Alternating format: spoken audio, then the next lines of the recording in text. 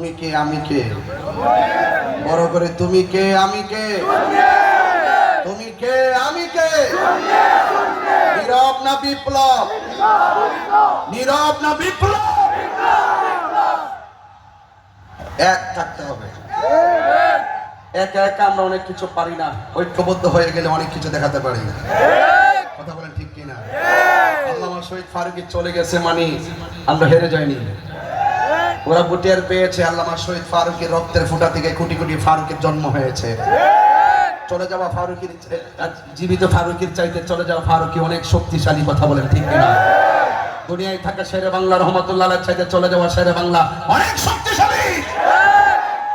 বাঁকা চোখে সেই দিকে তাকাবে না, তাকাইলে কিন্তু ভালো হবে না, কারণ সেখানে আধ্যাত্মিক ফয়সালা হবে। কথা বলেন ঠিক না বেঠিক? তারা ওলি আল্লাহর বিরুদ্ধে কথা